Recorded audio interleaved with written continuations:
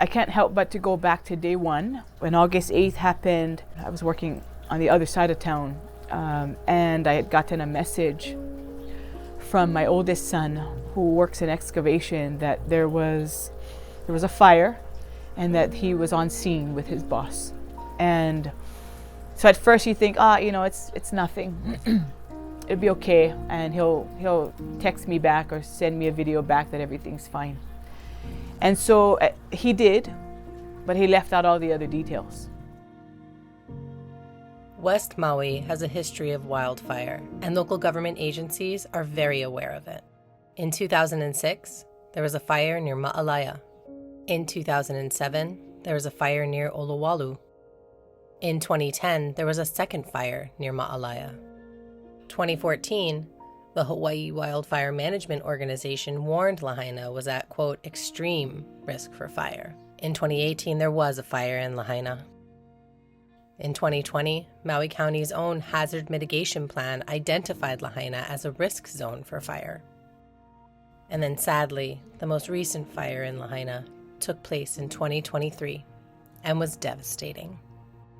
I started to see all these text messages come through, and nobody could believe, I couldn't believe what was happening. I could not believe that the fire was jumping in all the places that it was, and that I'd be looking at my town from a screen that was in complete flames. One of my friends, she called and she said, I'm just calling you to tell you that everything's burning. And I'm gonna go in to go get my cousin in her car because there's no other way for her to get here. And all I could tell her was, go in the peace of God and get her. Don't flinch and get out. I was really praying that I would hear from her after that. Because at this point, you take what you hear, and then you take what you see, and then you put it together, and you think, who is going to walk out of here alive?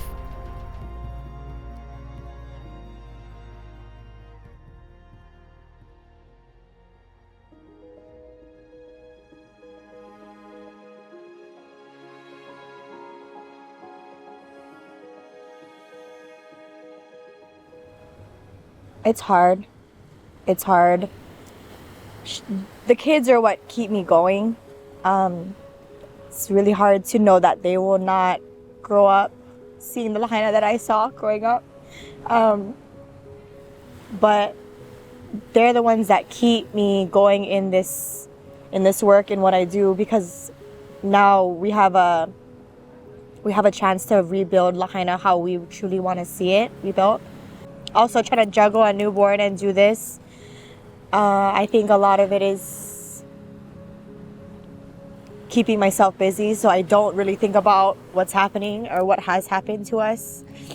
My generational home that I've been in since birth burned down in the Lahaina fires. That home has been in my family for 5 generations. My grandpa built that home. So the home that I lived in just represented everything that he had worked for, everything he's worked so hard for up until that point. And it's the home that I brought my son home from the hospital in, the home I came home to when I got married. During the 2018 fires and floods, we were sheltered at various schools and community centers.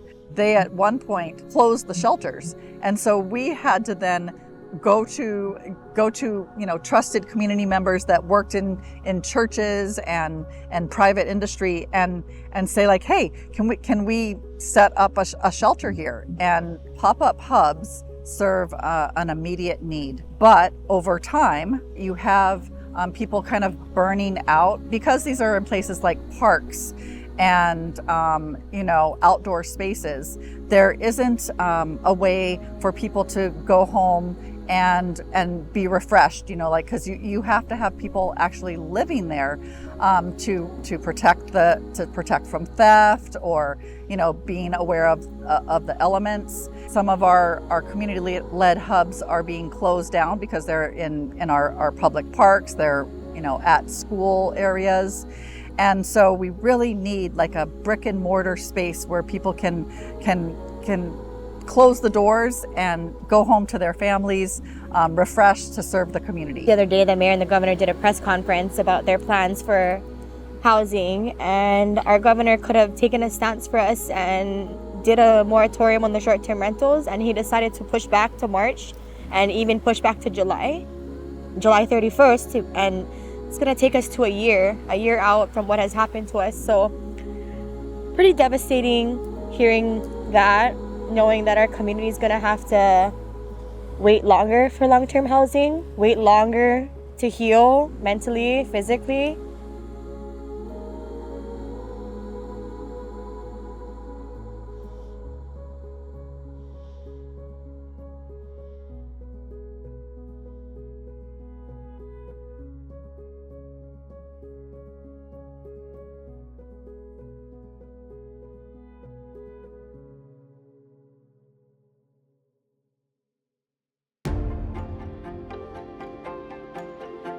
My name is Kaipo Kekona. We're located now in the park of Napili Park, also known today as Napili Noho. Can be an older name for the area, Napili Noho. And we're in Maui, on the west side of the island of Maui. So in the beginning, we started off with just a handful of our community members here, 6 families. And first day, my family, we cooked a bunch of food. We harvested all the food we had on our farm, which was like ulu and sweet potatoes and some squash and luau leaf, kalo, taro leaf and taro, and trying to get our community to just eat food at that time was even not something that was going to happen. And we had, fresh fish from our sea and good taro and ulu, and the parents were resistant to accepting any food. And so then we asked if we could give the kids some Twinkies. When we got the okay and we gave the kid a Twinkie, the kid just lit up, like super stoked. And the parents took a deep breath and just got a chance to let go of some of that tension, I guess. And that's where we reintroduced the plate and they took that food. We did movie nights, sport events and games. We organized with other community organizations that put on little bazaar events. So we started to put those out here in the park. It was a really big change, we call them Twinkie moments. You can see we have about 17 containers total here. A few of them are out at different hubs. We lend them out to have different hubs set up. We've managed to build our system with a company called Zero Footprint. We have a photovoltaic system in place that has kept all of our running going. We have a reefer running here from Hawaii Food Alliance, as well as Pasha donated one to us as well. And so we keep our produce fresh with that. The interesting thing is that it happened at every public park that was still standing. Honokowai Park, Esterns Park, Napili Park. When we thought of where we were setting up a hub, and we knew that there were plenty other hubs being set up, the ones that survived the longest were in the county parks. And the sad thing about not having resilience hubs implemented when all of this happened was that we knew the answer. We knew that resilience hubs could have helped us communicate, could help us network with each other and make this transition easier. The importance of having a resiliency hub that is a permanent place that you can go to during times of recovery is that recovery can be one day. For us at Waiоla Church, it was 3 weeks. Have somewhere that we can be the hub and say, hey everybody, we're here, we're permanent, we've got everything that you need, we know how to do this. Because this is not going to be, hey everybody, we're done in 3 weeks, right? We know that. We're at we're at month 5, 6 now, and we know that it's gonna be 3 to 5 to 10 years, and potentially not ever. It's not ever going to be the same before, right? But at least recover to a place where we can be a community once again that feels safe. I think having a permanent place to be able to do that from, to operate from, is priceless. Yeah.